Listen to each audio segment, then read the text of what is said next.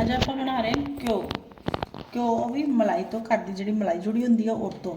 ਤੇ ਇਹਨੂੰ ਮੈਂ ਖੱਟਾ ਲਾਇਆ ਹੋਇਆ ਸੀ ਮਲਾਈ ਨੂੰ ਜਿਹੜੇ ਜਮਾਤਾ ਹੈ। ਤੇ ਫਿਰ ਮੈਂ ਇਹਨੂੰ ਫ੍ਰਿਜ 'ਚ ਰੱਖਤਾ ਸੀ ਕਿਉਂਕਿ ਗਰਮੀਆਂ ਦਾ ਟਾਈਮ ਹੈ। ਗਰਮੀਆਂ ਦੇ ਟਾਈਮ ਵਿੱਚ ਥੋੜਾ ਦਿੱਕਤ ਹੋ ਜਾਂਦੀ ਹੈ ਕਿ ਜਦੋਂ ਇਹ ਨੋਰਮਲ ਟੈਂਪਰੇਚਰ ਤੇ ਹੁੰਦਾ, ਇਸ ਕਰਕੇ ਮੈਂ ਇਹਨੂੰ ਥੋੜਾ ਫ੍ਰਿਜ 'ਚ ਰੱਖਿਆ ਹੋਇਆ ਸੀ। ਠੀਕ ਹੈ। ਤੇ ਜਿਹੜਾ हैंड ब्लेंडर तो वेख्या होएगा तुसी मैनू वीडियो विच कि हैंड ब्लेंडर तो बनता है। आ जिहड़ा ब्लेंडर है ना, बहुत सारे मैं कईयां कोलों सुनिया कि इहदे नाल जिहड़ा घ्यो नहीं बनता हैगा। ते इहदे तो भी घ्यो बन जाता है इह वाले ब्लेंडर तो।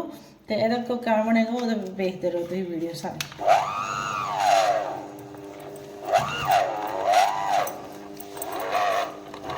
नॉर्मल टैंपरेचर ते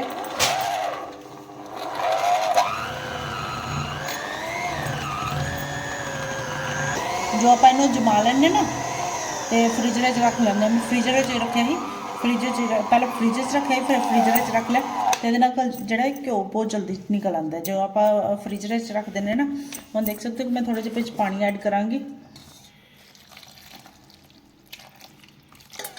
तो हम जो घ्यो है 1 मिनट निकल के आ जाएगा, ज़्यादा अपने एफर्ट करने की लोड़ नहीं पेगी।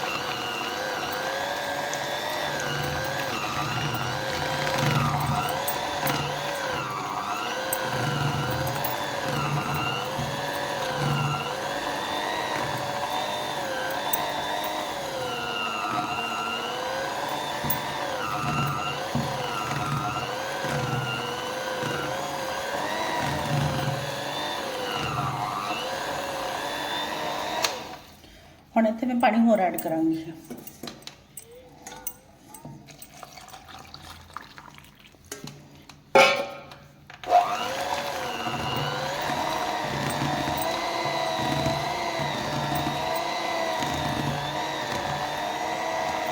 मलाई ਨੂੰ ਜਿਹੜਾ ਖੱਟਾ ਲਾਉਣ ਤੋਂ ਬਾਅਦ ਇਹਨੂੰ ਫ੍ਰੀਜ਼ਰ 'ਚ ਰੱਖ ਦਿੱਤਾ।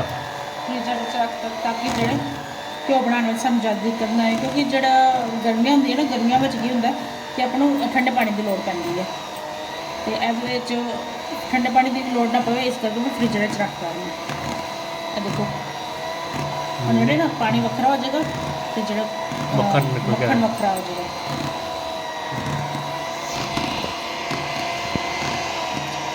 क्योंकि गर्मियों में की होंगे कि मक्खन कढ़ना बड़ा औखा हो जाता है। हम जो आप मलाई तो डायरैक्ट बनाने तो एक तो फैट की प्रॉब्लम बहुत ज़्यादा आती है, एक जो कोलेस्ट्रॉल की प्रॉब्लम हो जाती है जी कि अजकल आम हुई पई है।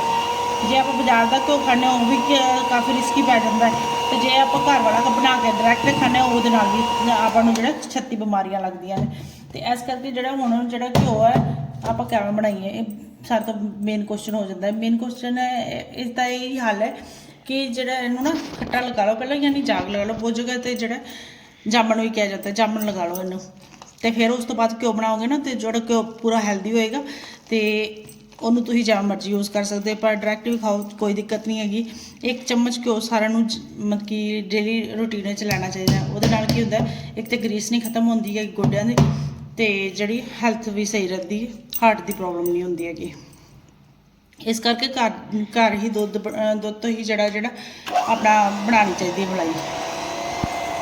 मलाई तो ही घ्यो बनाना चाहिए। जी मलाई होंगी ना, जिवें एक दिन जड़ा दुध नू फ्रिज च रख दो तो और जी मलाई मोटी हो जाती ना उन्होंने फिर अलग कर लो। फिर जो काफ़ी सारी इकट्ठी हो जाए ना तो वो जाग ला दो, जामन जो भी तुम कहते हो उत्थे तुहाडे एरिया में की बोलिया जाता है। तो फिर उन्होंने घ्यो बनाओगे ना, वो जो घ्यो है बहुत वधिया रहेगा, तो कोई भी प्रॉब्लम क्रिएट नहीं होएगी। हम देख सकते हो कि जोड़े मक्खन अलग हो रहा है, इन्ना सोहना जिवें ना मोती से दाने जोड़े होंगे कलाकंद के दाने होंगे ना, कलाकंद जो आप मक्खन निकल गया। हाँ जी मेरे निकल गया है ना, आ देखो मक्खन निकल चुका, पानी अलग हो गया मक्खन अलग। हाँ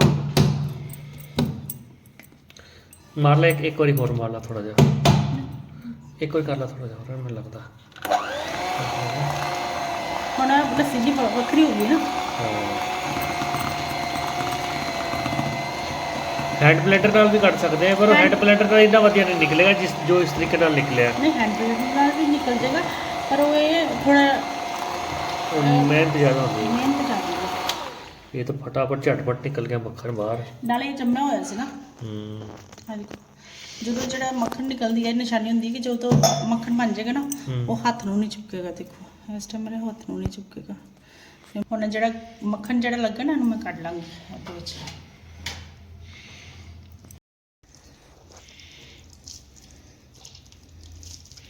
ਹੁਣ ਇਹਨੂੰ ਹੱਥ ਨਾਲ ਕਰਦੀ ਜਾਵਾਂਗੀ। ਅੱਜ ਕੀ ਆਪਾਂ ਕੁੱਕਰ 'ਚ ਬਣਾਵਾਂਗੇ। कुकर च है? ਕੁੱਕਰ 'ਚ ਜਿਹੜਾ ਇੱਕ ਤੇ ਘਿਓ ਵੀ ਜ਼ਿਆਦਾ ਬਣੇਗਾ अच्छा ਤੇ जी। ਜਿਹੜਾ ਭਾਂਡਾ ਹੈ ਨਾ ਉਹ ਗੰਦਾ ਨਹੀਂ ਹੁੰਦਾ ਹੈਗਾ। ये भी कोई ट्रिक होती है? ਪਰ ਟਾਈਮ ਵੀ ਘੱਟ ਲੱਗਦਾ ਮੇਨ ਜਿਹੜਾ ਹੈ। ਮੇਨ अच्छा। ਟਾਈਮ ਦੀ ਪ੍ਰੋਬਲਮ ਹੁੰਦੀ, ਗੈਸ ਬਹੁਤ ਬਲਦਾ ਜਦੋਂ ਆਪਾਂ ਘਿਓ ਬਣਾਉਂਦੇ ਨਾ ਉਦੋਂ ਗੈਸ ਬਹੁਤ ਜ਼ਿਆਦਾ ਬਲਦਾ ਹੈ। ਹੁਣ ਜਦੋਂ ਮੱਖਣ ਬਣ ਗਿਆ ਨਾ ਤੇ ਇਹ ਵੇਖੋ ਹੱਥਾਂ ਨੂੰ ਬਿਲਕੁਲ ਨਹੀਂ ਚਿਪਕਦਾ ਪਿਆਗਾ। ਮੈਂ ਸਾਰਾ ਇਹਨੂੰ ਕਰ ਰਹੀ ਹਾਂ ਇਕੱਠਾ। ਹੁਣ ਹਲਕਾ ਹਲਕਾ ਨੂੰ ਨਿਚੋੜ ਦਾਂਗੀ। ਹੁਣ ਇਹਦੇ ਵਿੱਚੋਂ ਪਨੀਰ ਵੀ ਬਣੇਗਾ। ਇਹਨਾਂ ਸੋਚਣਾ ਕਿ ਇਹਦੇ ਵਿੱਚ ਪਨੀਰ ਨਹੀਂ ਬਣੇਗਾ, ਇਹਦੇ ਵਿੱਚ ਪਨੀਰ ਵੀ ਬਣੇਗਾ। मम्मा पनीर बना दो जल्दी, भूख लगी है, रोटी के साथ खानी है अभी। अच्छा, इसके अंदर क्यों डाल रही हो? ਇਹ 15 ਦਿਨਾਂ ਦੀ ਮੇਰੀ ਮਲਾਈ ਹੈ। ਜਿਹੜੀ 15 ਦਿਨਾਂ ਦੀ ਮਲਾਈ ਹੁੰਦੀ ਹੈ ਨਾ ਉਹਨੂੰ ਮੈਂ ਜੋੜ ਲੈਣੀ, ਫਿਰ ਘਿਓ ਬਣਾ ਲੈਂਦੀ ਹਾਂ। ਅਰੇ ਐਵੇਂ ਜਿਵੇਂ ਘਿਓ ਬਣਾਉਂਦੀ ਹਾਂ ਮੈਂ ਕੁੱਕਰ 'ਚ, ਤੇ ਕੁੱਕਰ 'ਚ ਘਿਓ ਜ਼ਿਆਦਾ ਬਣਦਾ ਹੈ, ਛਿੱਡੀ ਵੀ ਘੱਟ ਨਿਕਲਦੀ ਹੈ। ਸਿਰਫ ਇੱਕ ਹੀ ਸੀਟੀ ਆਣੀ ਹੈ। अच्छा अच्छा। ਵੀਡੀਓ ਨੂੰ ਪੂਰੀ ਵਾਚ ਕਰਨਾ, ਲਾਈਕ ਤੇ ਸ਼ੇਅਰ ਜ਼ਰੂਰ ਕਰ ਦੇਣਾ। अपने घर पे भी बनाना। ਆਪਣੇ ਘਰ 'ਤੇ ਵੀ ਬਣਾਉਣਾ, ਟਰਾਈ ਜ਼ਰੂਰ ਕਰਨਾ ਇਸ ਮੱਖਣ ਨੂੰ।